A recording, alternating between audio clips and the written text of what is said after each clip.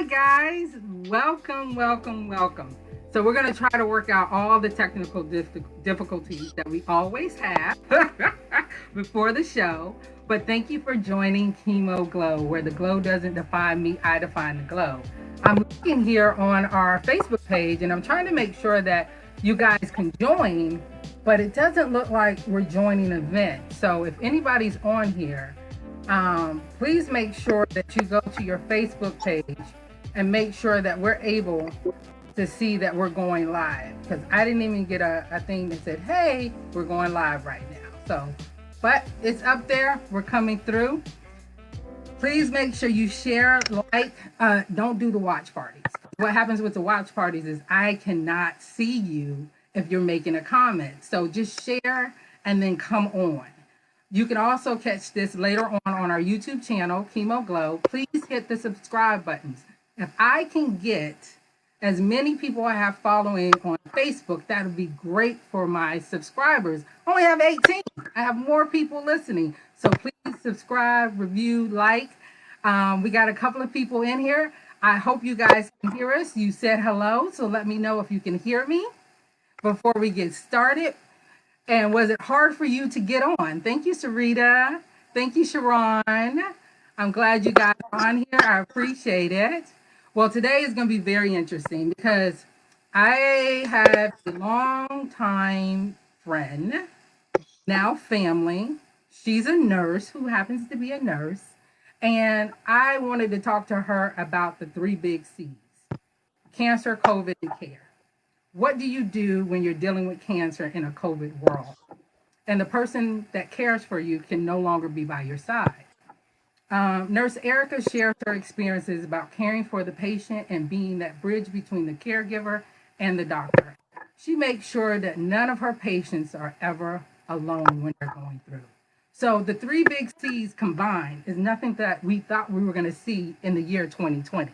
So I definitely want to make sure you guys stay on as long as our broadcast is on. Ask questions, participate. Remember that there is a delay. So when you're putting in your comments, there's a delay from where we're streaming. So please let us know you're on by just saying hello. So say hello so we know who's on, because we're streaming from a different platform. But now I'd like to introduce you to Arica. Yay! Hi. Hey. Hey. Long Can time no everybody see. hear her? Is your volume turned all the way up? We Let's all the way go. up. Can someone say yes? Sherelle, can you say yes that you can hear us? Yes, that's what we want to hear. Thank you for all the hellos. They're coming. Hello. So, so you're getting all the hellos. So if I can get a yes, I'll go ahead and start. Like, can you hear Arica? Yes, great. Thank you, Kenya. That's what I'm talking about. Yes, Miss Rita. Everyone can hear you. Okay, those braids are everything. They're just everything right now. So, Erica, go ahead and introduce yourself. Tell me a little bit about yourself. So, I'm a nurse. I work at a local hospital. Um, Wife, mom. I don't work on a COVID floor. I work on a floor where we would get like cancer patients, some patients with a low immune system. So we would never get COVID patients. Uh-huh. But everyone is basically affected by it in some shape, form, or fashion.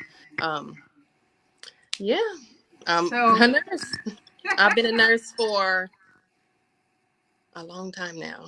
I started off as an LPN, uh-huh. became RN, got my bachelor's 3 years ago, and jumped the gun and decided to go back to school recently. So, And you're working on what right now? I'm working on my master's. Working on You're my working on your master's. master's. Yes, And why yes. are you going to work on your master's? What's the point of working on your master's right now? You already have your BSN. What are you trying to do now? Um, it sounds really well. Honestly, I want to be I'm going back to school to become a nurse practitioner, and so my goal is basically to be. I want to have a doctor that looks like me, someone, or not a doctor. Excuse me, because I'm not going to be a doctor. I want a provider that I Mm-hmm. can sit. I want to be that provider that you can sit down and talk to, that you Mm-hmm. feel like, okay, I can let it all out, and you don't have to feel uncomfortable with. I want to be that Yeah. provider that lets that. So one of my goals, I always talk about education and advocating. Yeah. I want people to know what I know. I want to be transparent and let you know the good, the bad, the ugly. Yeah. It's your decision to make, but I want as a provider, as a nurse practitioner, to make sure that you can make the best decision with all the information possible, and you walk out the room feeling confident in your care instead of like, well, I don't know what they said, but they told me to take it, because that happens so much. It does. And in your podcast 8, we talked about the big 3 C's. And I was able to listen to your podcast right before we go on, because that's one of the things that I do. And having someone with you while you're going through treatment is very difficult. Like, you met me well, long before I had cancer. Your brother is my guy. He is my guy. And then I just so happened to marry your cousin. So if you want to know more about that, just tune in to episode 8 when we're talking about the 3 big C's. But I'm going to push forward, right? A lot of people don't know this, but I just had a scare. And I found a lump, and I was sitting there and I could actually see the lump while I was sitting there. And I was like, wow, there's something going on. Yeah. And first thing I did was get on my chart, put it up there. Hey, something's going on. And I've done a lot of help with UNC. So, if I didn't get a response from my chart, I was going to hit somebody else up and said, hey, I need this. But right then someone came back and they were like, hey, you're going to have to wait 2 weeks to be seen. 2 weeks, that waiting period, right?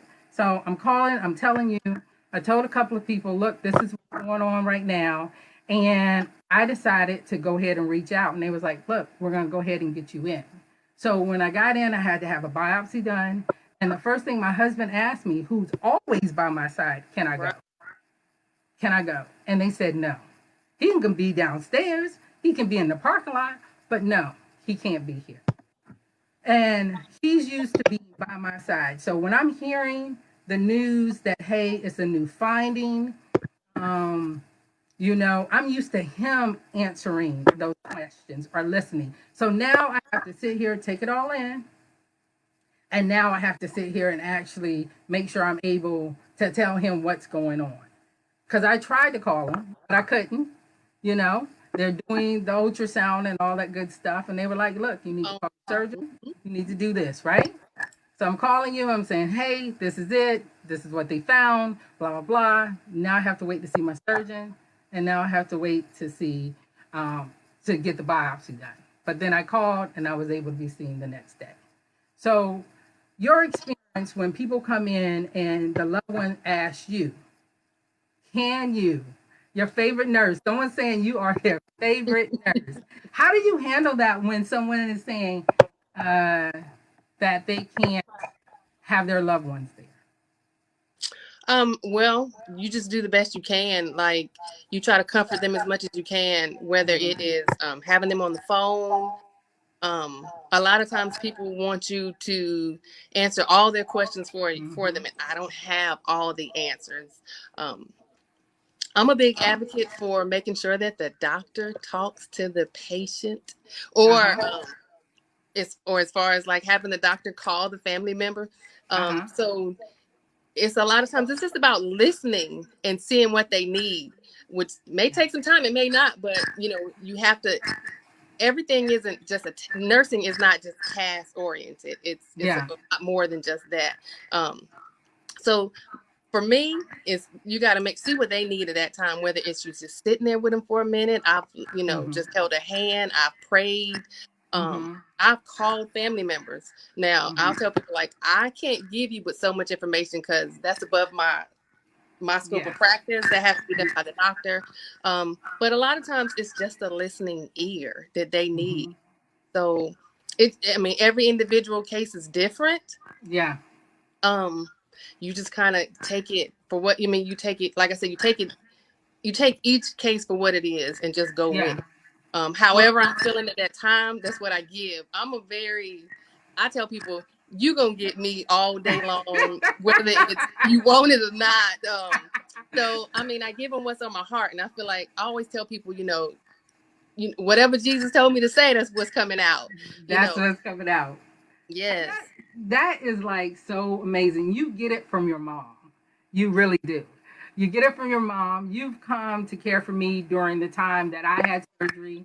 And it was so funny. You'll walk in and I'm cut from side to side and you're looking like, yep, that's good. Nope, we need to do this.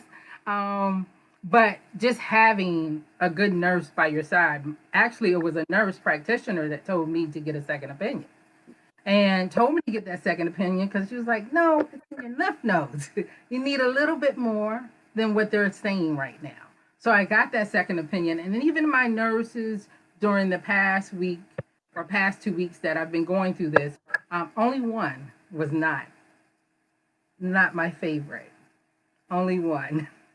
He made my blood pressure go all the way up.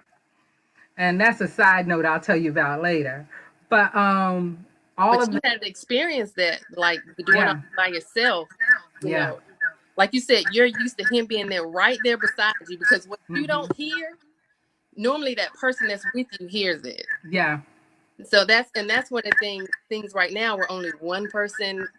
Now they'll let people into the hospital, but before where it was like no one can come in and you have to hear this information by yourself. Mm-hmm. And you have to grieve by yourself, and your family's asking what's going on, and I've had to witness patients just crying, all of it.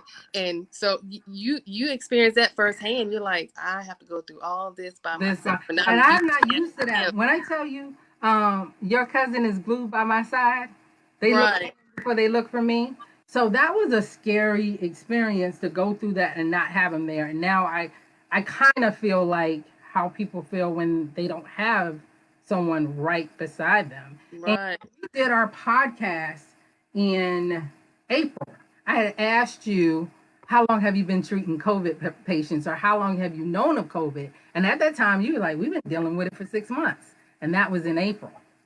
Right. When I first heard about it, when I first seen it, and they put somebody on isolation, I had to look it up because I was like, what is this? So I took care of somebody with this before it became a big issue. But now, it's even bigger, people are catching it more and more. And they're coming in, and some people are not even going into treatment. Like, Sherelle says that she's a volunteer, a patient volunteer, which I used to do before, but they're not even letting volunteers come in right now. They're starting to let more people come in, but before they weren't even letting the volunteers come in because it is a big difference when you have someone there who's there to assist you. But are people not going to treatment because of COVID? Because they're scared of it? Scared of COVID itself? Yeah, coming to the hospital. Have you had anybody that said, I'm just going to wait until this COVID dies down? Oh, yeah. Now, in the beginning, when it first started, census was low because people were scared to come to the hospital. They think, oh, you come to the hospital, you're going to catch it. And even recently, I was out, and this guy said that he had, me and my husband were somewhere, and he said that the guy ended up having to have like a big cyst removed off his leg. He said, and he let it grow because he said he didn't want to go to the hospital because of that reason.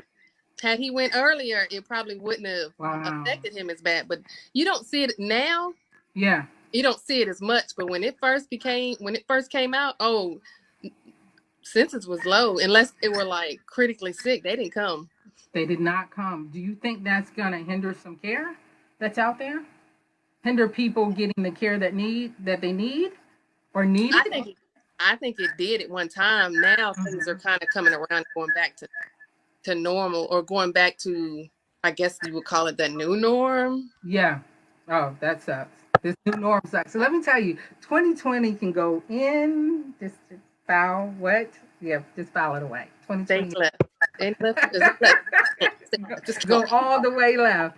Now, you're not only a nurse, you're also a caregiver yourself, right? Yeah.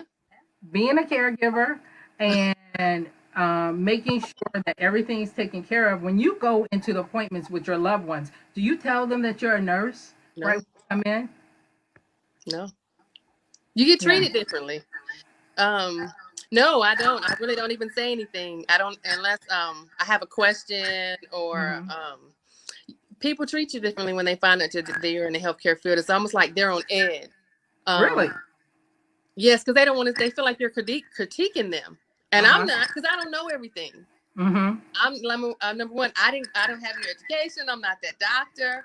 Uh-huh. So I'm definitely not. And when I go, I want to be treated. I want to be treated as an individual, and I just want to get my questions answered. And Yeah. I'm basically there for support because, like I said, when you go, you don't hear everything. You Yep. need someone with you. You Yeah. know, I've been to appointments with friends before, and I'm asking questions that they don't think about, or you just never know. But I say I always tell everybody if you have a doctor's appointment or Mm-hmm. write it down. If you have any questions, write them down because the minute you walk out that doctor's office, you're gonna remember something. Yeah, and you need to be able to call your doctor back, hit my chart up, and talk to them. I know I reached out to you for our Glow producer when her father was going through. I asked if I could share um, Hmm. the information for her dad, so you can kind of give them a guide, like guide them through it and to ask certain questions. And she talked about how beneficial that was, that she had someone to say, no, I need to ask for this, or what does this mean? Because Right. being an advocate of your care is so important. So we need Right. to make sure that we continue to do that. And as a nurse, you're always advocating for the care of the people that you're with. Absolutely. So, Absolutely. and like I said, having that scare, not knowing, and then having to wait over Labor Day weekend, and it's just not knowing what's going on. And that wait time is something serious. And So think about it. You didn't even have to wait that I long. see that there's a slight echo on your end. It's not that bad. Your thing just blinked out and came back in, so maybe it fixed itself. Can you still hear me? Yes. Yes. Okay, great. Guys, no matter what, we're going to keep talking, whether it's just us or everybody else. But I appreciate all the comments that are coming in, and we're going to get to those. So if you have any questions to ask, this is the time. Please put them up Yes. there, and we'll make sure that we'll get to those. But What I was saying was, think about it. You didn't even have to wait that long. no. Think about those people that have to wait even longer and the agony or wondering, or you have to wait. So you find out, okay, I got a lump, and you Mm-hmm. have to wait 2-3 weeks to even get seen. Man, Oh, well, we're gonna get you a referral. February 27th to March 25th is how long I had to wait the first time I was diagnosed for a second opinion. Now, the first time I went in, I didn't know I had cancer. I was going because Jeanette was like, hey, go because nobody's going to go get a mammogram. And I was like, I'm going to go get your mammogram and I'm going to call you. So I wasn't expecting anything. So the Right, second time was the first time that I actually felt something. right, They were like, and then having to go and get a biopsy, an ultrasound guided biopsy. And the doctor was amazing. Dr. Jordan with UNC, she was like, look, I've been there. I've been where you're at. Let's get this together, blah, blah, blah. She was so amazing doing that. But that didn't change the fact. And when I left for my actual I got the news that I had to go and get a biopsy. I actually went and spent some time with a friend, and she happened to be in town, and we talked for hours. And then I was like, okay, because I got to get my mind right. And then I have to go home to my husband, and I don't want to see that fear again in his face right, right. because he couldn't be there. So that again, that the cancer, the COVID, and the care, it takes something away from you, and it's so real. Now, my brother happened to be diagnosed with COVID. I say happened like it's just one of those Like, things, right? oh, he had it. I got COVID today, right? And I won't talk much about it because it's his business, but he did put it all over Facebook. Just look him up. Um, I've seen it, and he's not my friend. he had a video every morning, but I got to see him every night when it was the worst. I got to see him when he wasn't at his best. You know, Right. so COVID is real. What do you say to the people that don't think COVID's real? I mean, it's rough. I mean, if you have to go through it, have I changed routines since COVID? Oh, absolutely. Mm-hmm. Absolutely. My routine is as soon as I walk into work, I got a mask on. All day long, I've got a mask on. My face Yeah. is itching, but I can't take it off. Uh-huh. I got goggles on all day long. I've got my hair wrapped up all day long. Only time I don't have a I was mask gonna on, ask you, why do you put your hair up? it's just become a part of my routine now. Like I don't want to bring anything home. And now some people may say I'm going overboard, but I take my clothes off at the door. Uh-huh. Shoes, socks, uh everything. My clothes go off in the laundry room, sneakers and bag, everything stays in the laundry room, and then I walk through the house and go take a shower, do whatever I have to do. Now everybody else may not do. Everybody else doesn't wrap their hair up. I may be Yeah. one of the few, but I keep my hair wrapped every day. My Okay. hair has not been out of a wrap since since before April. So you make sure. Well, Cassandra just asked a question with the announcement from Governor Cooper today that K through 5 can resume to full in-person learning, and my second grader is going back because he's struggling virtually. And I just talked to someone about that today. What are your recommendations so you won't bring this home to you? So what recommendation will you have? Because she is a cancer survivor.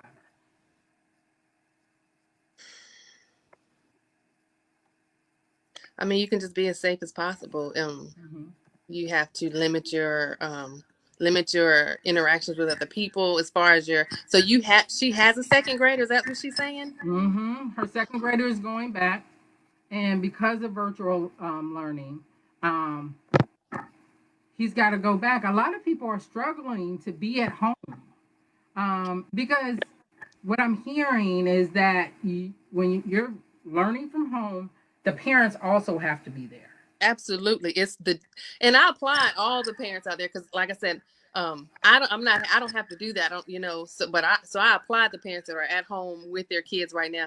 It's a struggle and it's a constant battle trying to figure out to send your kids back to school or to keep them at home with you. I know a lot of people that are sending their kids back to school because it's a weird tug of war. So I tell anybody, do what's best for you in your situation. I Yeah. can't judge anybody for what they decide.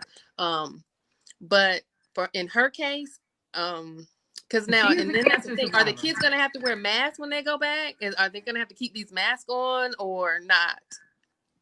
The only thing she can really do is change his clothes when he walks in. As soon as he walks into it, change his clothes, have him wash his hands, because, like I said, she's at the one with the low immune system. And it's hard to keep your distance from your family because to me that's one thing right now. This is hard Mm-hmm. to not be around your family members. This is hard to for some people to be in the house. Mm-hmm. This is different for a lot of people. You have to be real creative. So and that I can't tell anybody what to do, but my suggestion is you got to do what's best for you. And if your son is struggling at home, which I'm sure a lot of kids are, because they Mm-hmm. need that structure that Yeah. they have in school, and it's hard to differentiate parent from teacher. It's Mm-hmm. hard to differentiate the two, and it's like, Oh, I'm struggling. Struggling because Kayla said you're not a good teacher, mommy. You not a good teacher, mommy. I need my name on my cubby, you're and not doing it right. I'm not doing it right. And I know when I go out, I make sure that when I come back in, I take my clothes off. Right? I tell my girls, mommy can't give you a hug right now. And what's sad is my girls are like, so we won't get sick, or when we're going out, mommy, we'll wear our mask so we won't get sick. But we Right. went to the park and we were outside, and there's a huge community center out in Wake Forest where we went. And way out there, and yeah, that Kayla is something else. Kayla and Alex were out there just running around. Well, guess Happy what? to be out. They just Happy happy to to be be out out. with their kids. And we didn't even go to the community center. But guess who was on the news the next day? That community center. Somebody tested positive for COVID, and we were all the way on the other side in this big old open thing, but somebody tested positive for COVID, so they're closing it down, but I think it opens tomorrow. But there was a bunch of kids in there yesterday. They were playing flag football. The playground was open, and it made it to the news that next day. So what do you do? What do you do? I mean, and anybody, I mean, there's testing sites all over. So if you think it's one of those things, do you go get tested? Yeah. So do you? What do you suggest when people are coming to your house? You know me. I was supposed to come to an event, and every time somebody got added on the list, and it was for Y'all my dropped. daughter, I dropped off because I was. It's not about. You can. For me, it's you can wash your hands, you can do all these things, but this would have been our first time out, so I said I'm gonna have to do something separate because I know my family, but The Rock knew his family, and all of them got sick with COVID. My aunt, they all got sick with COVID. Like, that's crazy. But one person decides to go somewhere and brings it back, and then the little girl now has it, and then my aunt has it. Like, what do you do? COVID is so real, but we still have to live our lives. Exactly. I mean, it's just a hard decision because you never know, and you never know where you may catch it from. You could catch it from the gas station. You could Mm-hmm. catch. I mean, and it's just as hard for me, Mm-hmm. going to work versus going to the grocery store because you Yeah. don't know. Because one of my coworkers the other day, I found out she recently just came back to work because she had it, and she caught it, her baby caught it, and her husband caught it. Luckily, everybody was okay, and I was like, that Wow. is such a blessing. Her baby, I hear the echo. Can you hear it too? Echo. You still good. Her child, I mean, her baby was like, I think just turned 1 or 2. Mm-hmm. Oh, wow. But and so of course she could have caught it from the hospital, or Mm-hmm. she could have caught it from, but and obviously you're gonna think she caught it from the hospital, but you don't know. So it's one of the things where all you can do is be careful. You just have to be as careful as possible. And like I said, the whole wash your hands, keep your distance, wear a mask. What about Um, the gloves? That's your favorite subject. oh, I can't stand that. Tell us why. Why? What's going on? Oh, and so we're talking about the instance. So I was in the store, of course. Um I was Grocery in the store. store and say what? Were you in the grocery store? I wasn't in the grocery. I was in like Dollar General, Big Lots, one of those. Uh huh. And so, and it had the sign where when I walked up to the counter, she stepped back. Uh I huh. put my stuff on, she stepped back 6 feet. And so when she rang my stuff up, I stepped back 6 feet. But Uh huh. then she had gloves on, and I was like, well, you done had them gloves on from the person in front of you, in front of me, me. And she was like, well, it just makes me feel better. I said, but you spreading it. I mean, if she caught it, it's going from that money. It's going from the bag, from the stuff. It's Mm-hmm. going from her back pocket. I mean, she touched her phone, and I'm like, there's no point in you wearing gloves. Just put some hand sanitizer on. Mm-hmm. So So and hand then I was like, sanitizer. that doesn't make any sense. And she said, well, it just makes me feel better. I'm like, well, okay. There's And, nothing, and I'm one of those that if I wear gloves, I'm wearing it at the gas pump. Now the gas station is different. That was just nasty. Like people been nasty for a long time before COVID. So Now I they want to wash their hands now because it's a big deal now, but you should yeah have been washing them the whole time. yeah that 20 seconds. I'm gonna need you to do a little bit longer. But yeah, gloves Exactly. are if you know how to put them on and also take them off because I see people take off gloves the wrong way and they're just touching their skin. They just touching You know, everything. and then they don't go wash their hands even because I had gloves on. Well, you need to wash your hands, and if not, you need to use hand sanitizer. Now, how Something. much percentage of alcohol should be in hand sanitizer? Is it 80%? I think it's 80%. I want to I want to say 80%, right? Okay, we're gonna go with I know that I do, and I don't know all the answers. I don't know. Well, you, well, It's I think it's you know 80%. your cousin told me. You know your cousin Now he know. did. We all know that he knows. But I mean, and I ain't mad at him for knowing because he's just trying to protect his family. Mhm. So Yeah. I mean, I think that I admire him. For that, but he's just trying to protect his family. So, like I said, we said earlier. Now we joke about the fact that he's a little extreme, Yes, but he y'all are is. still safe. Y'all are Yeah. still safe. Ain't Yeah. nobody caught it in that household. And I've only been to the grocery store, I think, twice since March 16th. I think And twice. see, I think I go about once every. I think I go about once every 2 weeks. Mm-hmm. Um, and if we run out of it, I'll be like, okay, Wash your hands. Keep it moving. But do you think we're gonna have a 90%? Thank you. 90%. 90%. Okay, We'll take that. And so, if do you think there's gonna be another wave of this? absolutely. Absolutely. I Because hope I'm wrong, but I do believe that there will be another wave. Absolutely. remember in April when I did your podcast, you said you'd already seen it 6 months before that. And now Right. we And have cold and flu season coming up.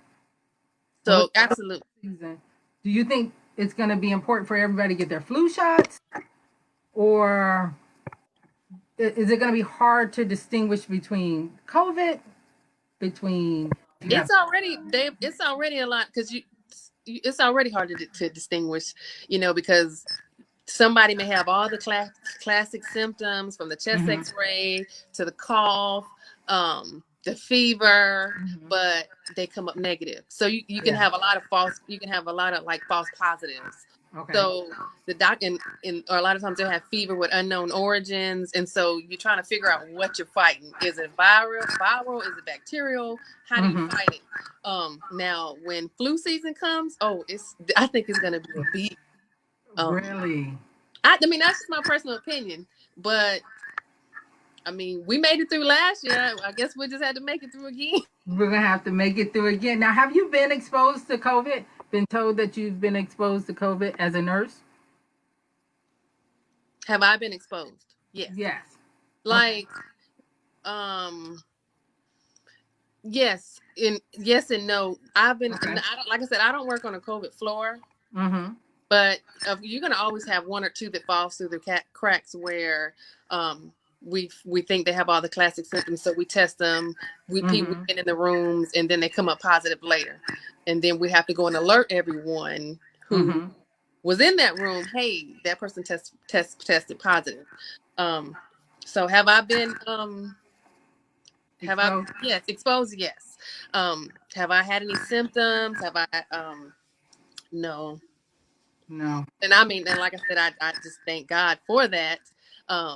But I'm also extremely careful. Uh-huh. I'm And extremely careful. Sherelle wants to know, do you advocate for the flu shot? For me, I get the flu shot simply because I dealt with breast cancer. Before breast cancer, I never got the flu shot. But I never had cancer either.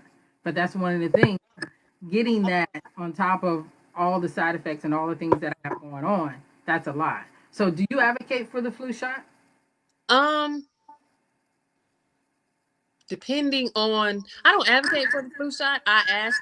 So before someone is discharged from the hospital, we ask them. They give them the option if you want the flu vaccine or if they want the pneumonia.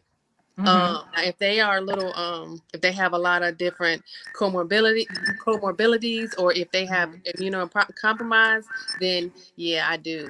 Um, advocate for the flu shot because you're more at risk. Yes, yep. And when my girls started to go to daycare, I caught every little bug from those little boogers. So how often do you get tested for COVID as a nurse?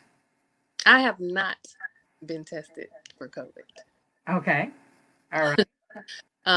Now if I was to have any symptoms, Yeah. I would be right. I would be there immediately. Mm-hmm. Just for the simple fact that, like I said, I don't want to bring anything home. Yeah. I have a really tight circle Mm-hmm. that um, I'm around, and I wouldn't want to give anything to anybody else. So I'm very, if and in that case, I have not been tested. Okay. But I do, if I am around someone, if you have been exposed, I do advocate for people to get tested. I encourage people to get tested because I feel like if you've been exposed Yeah. and you don't go get tested, then Mm-hmm. what about everybody else that you're around? Yeah. Yeah. Now, so has someone? I know someone in your household has been tested, just to be tested, because when you go in for procedures, You have to be. Absolutely, yes. So Any procedure you have, whether it's something small, big at any hospital now, surgery, mhm, minor surgery, minor procedure. Oh, they're gonna test you. they're gonna test They're you, gonna test you a couple days before, and then they're gonna tell you to quarantine until your procedure.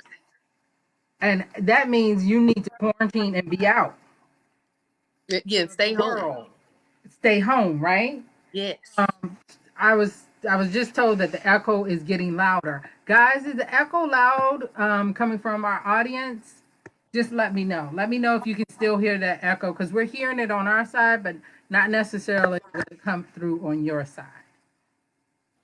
So the actor that just passed away. I want to go back to cancer, right? Because we're Okay. talking about cancer, COVID, and care. In your podcast, you talked about never knowing what someone is going through, right? Um, when he passed away, it really did something to me, right? It really made me think about how people are very private with their treatment and how, so Cassandra said, yes, you can still hear that echo. Um, You want me to try to put on my other headphones? is it really, really bad? Oh, she says it's loud. Put your headphones on for me, please. Okay. We're gonna try something because this conversation is like really, really good. This is the left, right, the left ear.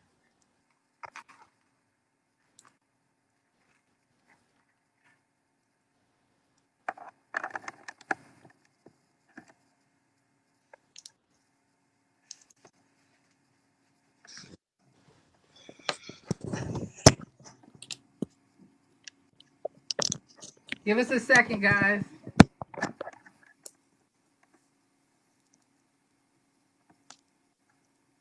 Say Okay, something how's for me, that? Erica.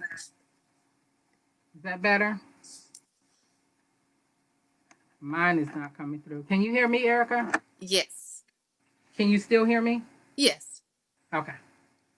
So let's hope. All I'm right. about to put my microphone on Hey, and start Mama singing. Lee. All right. You see, I had to pull out the big headsets. So we're really gonna have to figure out what works best, but that's not gonna stop us from, you know, Well, monkey don't stop no show. what I'm trying to tell you. Better ask somebody. Well, what were we just talking about? Goodness gracious. Going back to Chadwick. Yes. Like I said, at the end of your podcast, you talked about being very private. Some of the people that I've talked to have talked about being like very private with what's going on with them. When he came out in March, he looked like I was like the glow. For me, I was like the glow. I see the glow. And the comments that were under his video, some of them were quite mean. I mean, when people see that glow, I talked about it myself when your sister came out to see me. She came out because her flight got delayed, right? Right, right. I hadn't been out. A lot of people haven't seen me. And when I opened up the door, she looked at me like, okay, you look like you dead right now. Didn't say it. She gave you that. Oh. And it was Yeah, that like, uncomfortable look, that uncomfortable yeah. And I'm just, stare. and when you're going through treatment, like literally, my mouth was peeling from the inside out. My lips were white. My skin was like thin. It's this glow. By this time the hair was gone. And I didn't expect anybody. And I got this much energy just to get out of bed. So I have zero energy to make this all look right, especially in my own home. And I know it took her back. But it's on both sides. When people see that glow, they don't know what to say. Or some people say the darndest things. That's the easiest thing I can say. The darndest thing. I'm so sorry. Well, one person told me it was because I had a mammogram that I got cancer. I thought, Oh, well, I hope you keep getting them. I mean, I hope we keep getting them. okay. And yeah, I was like, V, I might need some bail money. But that's another story. But what I'm saying is like the glow is real. You see Yeah. the glow, right? You have your friends who love you, who are there for you, but some people just don't expect it. And I didn't take many pictures. And people are like, but you look so beautiful. And thank you, because I get it from my mama. But that glow really did begin from the inside out. It wasn't just a physical thing, it was just that. But I was able to go to my girl's house, Cassandra, and she never looked at me any kind of way. She seemed Right. stage. But when somebody who hasn't seen you for a very long time, and it really took her back. So I And think they're not used to it. they're not used to it. And I just think about, I want everybody to give me my flowers while I'm here, right? While you're I, still alive, when you I'm can still see them. alive. And so I Celebrate can me see while I'm here. why I'm here. And I respect him being private about Yeah. it.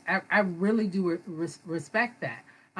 What are your feelings about how you've seen people? Because you do work on the floor. You know, people tell you their stories. I know you can't tell me exactly what everything, they say, but what do you think about how people move during their journey? Everybody is different. Mm-hmm. I had a patient yesterday, matter of fact, and he said, you know, I've made peace with God, and he said, I'm ready. He said, Mm-hmm. I've had a good life. And he wasn't in the position where he was getting ready to it wasn't his time. He wasn't going at that, he wasn't in the transition or anything. He was just said, he Mm-hmm. said, I've made peace, Yeah, and he was just in a good spot with it. that's a Most beautiful thing. Yes. And it's only normally at the beginning where you see individuals where they're still fighting or still in grief, still fighting with trying to accept it. Yeah, In it's the hard. beginning, it I is. know when I was diagnosed, they were ready to like, let's start throwing you these pink parties. No. Um, I was ready to cut up my wedding dress, like all that good stuff, because I couldn't say it. I couldn't say that, I have cancer. My husband was Right. on the piece of paper, and I remember I had to go for something, and he stepped away to do something, and I had to fill it out. Oh my goodness, it took a lot for me. But even this time around, when we were talking and we were praying together about this last time, and when he said, "Let your will be done," and I was like, "Oh, I can go to sleep now." Like that was the first night that I could sleep. And but it's different for everybody. It's Oh, different yes. here that there's a reoccurrence or something's going on or what is going on with that person. So it's important to understand that your journey is not somebody else's journey. A lot of people, like my girl Talanya, she pimps pink for the cure, like for real, and she wears it well. You And don't want to see it at all. hates and she volunteers and she gives back because she gave of her time to me. So I get it. And so everybody has their own way of doing it. But I'm telling you, that one with him, I don't even know him. But that thing hit me. And then I started getting text messages from friends saying, I'm thinking about you. I'm thinking about you. And then I asked my friend, did you go get your test? And he was like, no, I ain't going to get no colonoscopy. But you thinking about me and my cancer, but you're not going to go get tested. He's like, well, I don't want nobody back there. So that's Like just I wanted somebody touching my boobies. exactly. A lady told me one time, hey, I'm not getting a mammogram because they hurt. And I was like, no, what hurts is that surgery. What hurts is when they cut them up. What hurts is this. And what will really hurt is your family grieving over you not being here anymore. I'm just saying. But I get where some people are coming from. However, self care. And speaking of self care, How do you deal with self care? Oh, you want to go down the list? So, Well, wait. Before you go down that list, it is not just um, like me myself going through cancer. I see Sherelle is talking about like how do caregivers prepare for that as well? How do you prepare for that transition? My aunt just passed away, and we had to really prepare for her transition, get her affairs in order. Um, People need to understand that they're not doing it by themselves. You know, no, families. If I were to hear those words again, it wouldn't just be me. Now it'd be me and my girls. it affects so many people. Hmm. So, I Yeah. mean, you're not in it alone, and you may feel like you're going through it alone, but hopefully you get to a point where you can accept the help, or Oh yeah. once you get over that angry feeling, you can say, okay, let me spend time with my family, or Hmm. let me make the best of the situation at hand. Because I Hmm. always say, we can make plans all day long, Yeah. but at the end of the day, it's our plan, our path is already written out for us. Yeah. Yeah. So I say, and I tell people all the time, like, God laughs at our plans, Mm-hmm. but He he's laughed going to at take care mine. of us. Yes, he did. He I mean, laughed at exactly. mine. But he took care of you, didn't he? Yeah, he did, because he laughed at mine. I mean, literally, I had a fairy tale, and then it was like, no, not today, because I want you to live longer. Absolutely. Give you this right now so you can live longer. He So laughed at that. Yes. have your girls. You can have, your wonderful life. So that's what he did for me. But now we're going to talk about that self care. How do you take care of yourself? On the podcast, you was roller skating in your house right before I called you. I mean, Yeah, I think that was a Sunday. It was raining. And yes, yeah. I mean, right now with COVID and everything, you have to be. I always tell people you have to be creative and find different things to do. And so yeah, I actually so roller skating is something I like to do. It's something I did in high school, Uh Utah, Fayetteville. You try to skate. huh. Um, And now, yes. And just from there, it's something that I enjoy, and so every now and then I can't do it all the I don't have a lot of time now. Can you hear me? yeah. Mm-hmm. Okay. I don't have a lot of time now, but I'll go to the park outside actually Yeah.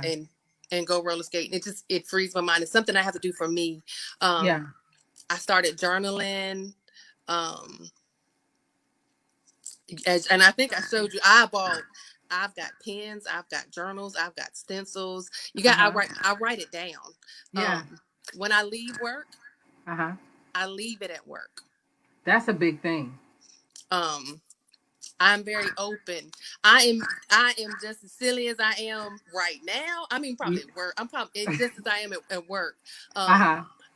I like to have a good time. Just because I'm laughing doesn't mean that I don't take life seriously. Yeah. But at the end of the day, I tell people it's not that, it's not that deep. Life is gonna go on. I Yeah. tell people, as long as you keep playing the game and running the bases, you're Mm-hmm. winning. All you gotta do is don't quit.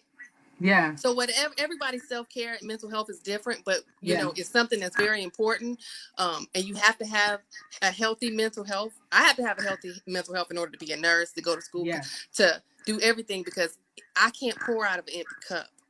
So Yeah. I have to keep myself filled with positive energy, love, laughter, all You're one day. of you're And one I of the tell kindest people I know.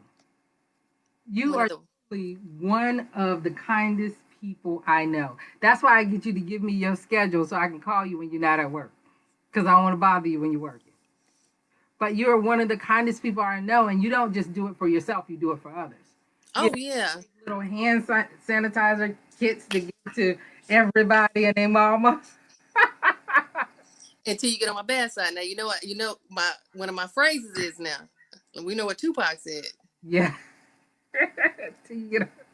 I'm not a killer, but don't push me. But I don't have to go there because I try not to let people you can't let other people control my joy. I can't let you steal my joy. And I have so much joy that I want to give to I want everybody to have this joy. So I try my best to spread it because he gave it to me, so I want everybody to have some of it. Yes. And so You need it because you got to bring that back into work. And before I let you go, I want to talk about one more thing that we okay. mentioned on the podcast when we're talking about doctors and nurses, right? The relationships to doctors, nurses, and patients. Because you're Okay. the person that bridges that gap sometimes. Mm-hmm. The doctors are in there, they're going boom, boom, boom, boom, boom. And then they're out the door, right? Because they got to get to the next person. How Yes. do you relate the nursing care that you have to give while the cancer is going through the person is going through active cancer treatment? And how are you helping that person? Because the doctors are in and out. Like, how do you bridge that gap with the patient Um, and the doctor? Most of the time, the patient just wants to know what's going on, what's my plan, um, and they want to be able to understand it on their Mm-hmm. level. And I'm all about education, so I want you to know what's going on. And a lot of times the doctors will say something and they may walk out the room, the doctor may say, do you understand? And most people say yeah, and I'll say, hey, do you understand, do you know what he said? And they're like, nah. So I'm a big one of my biggest things is making sure that they understand what's going on, making sure Mm-hmm. that they're comfortable with what they said, and if they're Mm-hmm. not, then I'm a big fan of calling that doctor back in there. I'm so glad to hear you say that. Because most people like, well, or they're gone, or and if they can't make it back in, they'll call the room. Uh-huh. As long as that communication, a lot of it is just that communication barrier. Or if I'm in there with the doctor and the patient doesn't understand, because a lot of times there may be a slight language barrier. Uh-huh. I may have to say something like, so what he's saying is X, Y, and Z. And I'm like, do Uh-huh. you? And they'll be like, oh, okay. And the doctor's like, well, I said that, but he didn't understand you, Yeah. So most of the time, a lot of it is just a communication barrier. It's spending a little time with the patients. That's all it is. Make me feel important. My time is my time. And I need that because the doctor, you're right. We don't see the doctors first. We see the nurse. The nurse is the one that comes in, talks to us, get us prepped, having that conversation. When I went for my biopsy, the nurse was so amazing. And the first doctor was a little abrupt because she was just filling in for a moment while the other doctor came in. So I really, really, really was like, oh my goodness, if I'm going to have the same experience. But the nurse jumped right back in and bridged that little uneasiness because she's seen it. And then the other doctor came in and I was like, wow. And the other doctor was full of energy. Like, let's get it. I was just stuck on 40, but I'm here now. And a lot of times, comfortable. I'm sorry. A lot of times, one thing that our unit is big on, or my manager is trying to push, is it's called narrative care. Well, basically you're telling the patient what's going on. You're saying, hey, your day is gonna flow like this, or hi, my name is Arica and I'm gonna do this for you today. I always say I'm gonna be here from sun up to sundown. I'm gonna be from I tell people my show doesn't end till dark 30. Because I get off work at 7:30. And when you let people know the boundaries, okay, you're going to be here all day, that makes it feel a little bit comfortable. You're not jumping from person to person to person. It helps with consistency. But all people want to know is what's going on and what are you going to do for me today? Yeah. And that will ease their mind. Okay, this is what you're going to do. Introducing yourself. It's little things that sometimes when you get in the rat race with, okay, I got to do this. And your day is so busy that if you just stop, take a moment, and just breathe. Then, let people know what's going on. If you take 5 minutes and just slow down and say, hey, how you doing? Yeah. Is there anything I can get for you? Just that may make all the difference. Popping back in the room makes a difference. Well, exactly. We're going to ask a question from our audience. And how has 2020 changed you? Besides you wanting to put it it down. Well, no, I don't want to put 2020 down. Because I feel everything is a learning experience. It is. I don't want to stop anything. I always say, something my mom says. I always tell my mom to stop acting old. And she says, well, it beats the inevitable. Because that means I'm not living anymore. So 2020 is, as long as it keeps going. As long as you're still here. Yes. That means that I'm still winning because I'm still playing the game. It's not a game, but I'm still in the world. I'm still playing this game of life. I'm still playing that game. I'm running them bases, so that means I'm still winning. As long as I'm in it, I ain't lost. I ain't lost, and I'm definitely gonna stay in it. So someone said you need to come to Charlotte and teach some empathy skills. Now, ER is a different beast. I respect ER nurses. Now they are different because they are there to deal with the right now. What is wrong with you right now? What you came to the hospital for is emergent. So they're different. I respect ER nurses. I don't want to be one. But because my thing, ER nurses are like, hit it and quit it. Let's get it in. I'm a fix you right now and figure out your problem and move on. And then they send them to me. You see an ER nurse like this and they send them to me and I'm a little bit more like, hey. You're on the other side. Yeah, so that's important to know though. They're different. Their mind frame is not what a nurse on the floor is. And so people look at ER nurses and think that they're abrupt, they're rude. No, they're trying to see what your emergency is and they're trying to fix it. Because sometimes there are emergencies. And so no, I respect the ER nurses. I love the ER nurses. But that, like I said, that's a whole nother beast. And yeah, but it's hard, and they do need compassion. Yes, but like I said, they're on a different time frame. Yeah. And that's important to know because I wouldn't even think about that this is this. I've dealt with different nurses in different aspects of everything. So that's important to know. One on the floor is different from the one when you come in the door with. So right. When they, for an example, you see somebody coming in and a lot of times ER nurses say somebody has coded. They trying to bring them back to life. So they're not working. They're trying to move your family members out the way. They don't have time for all that. They're trying to bring, they're working that code. Yeah. And they're, okay, go get this, go do that, go do this. They're direct with everything. Yeah. They're aggressive. I'm not going to say aggressive, but they're a lot more assertive. They're getting it in. You know what? This has been great. You have been wonderful. How was it for you? It was because you were like, I ain't got no cards. She ain't asked me nothing. How was this for you? Me? I mean, it was fun. I mean, like I said, we just gonna go with it. But this is like me one-on-one with you. Yeah, which I appreciate. Yeah, and we go back. I think we go more on more of a personal level where. So it just is what it is. We've shared some things in life, and we're able to just communicate on it. But no, everything. This is me every day.